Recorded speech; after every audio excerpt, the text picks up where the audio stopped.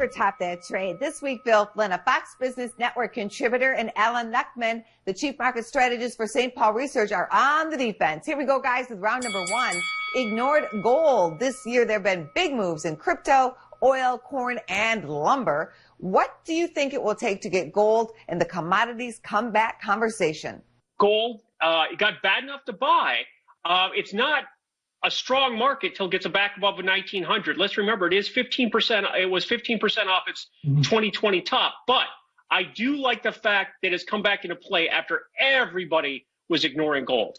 Gold and slumbers, Phil. No, what are you talking about? Gold is not slumbering anymore. In fact, I think gold is now getting ready to break out.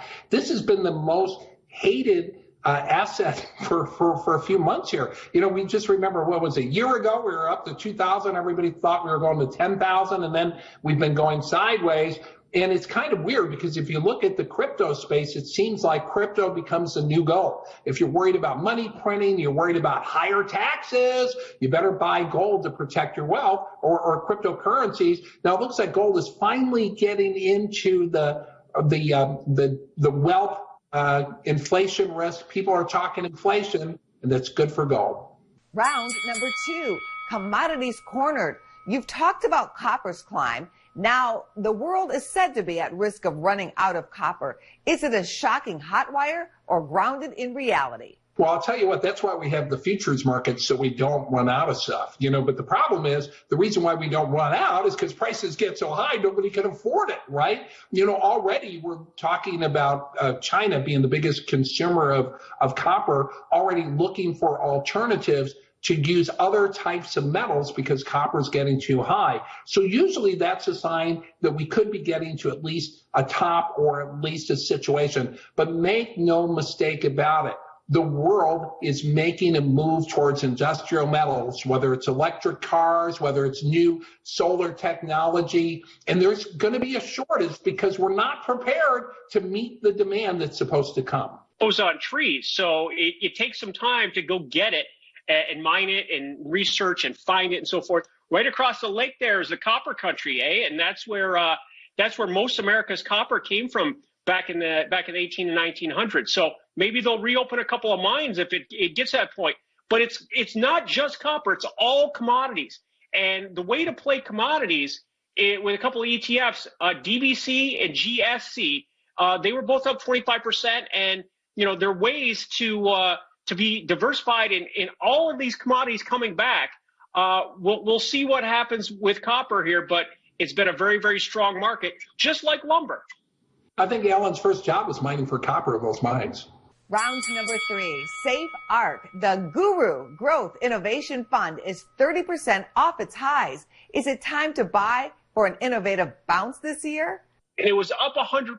And anything that doubles in value, you want to look to see how it reacts when it has a profit-taking pullback. This has happened over and over again. You know, you don't want to be the last one to buy into the hottest market or hottest fund or hottest trade.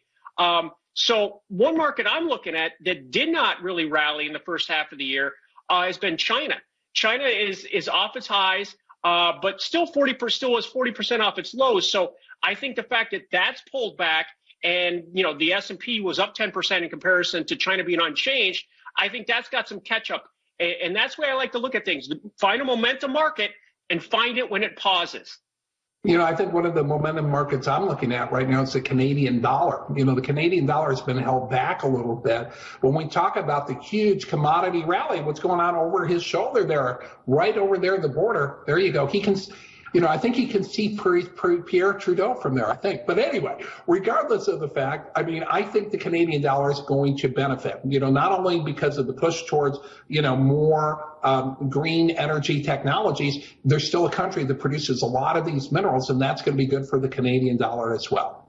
The bonus round question this week is true or false. The F-116 fighter jet used by the Air Force uses aerodynamics discovered during research into how bumblebees fly. Absolutely true. I'm gonna have to agree. I think do bumblebees fly differently than wasps and hornets? Because I'm more of a hornet guy than a bumblebee guy. Well, if you look at the way the bubbles are, they have such a big body and the little wings, so they obviously have some aerodynamic thing. It's absolutely true. Woohoo! There you go. And Business First AM buzzes right back after the break.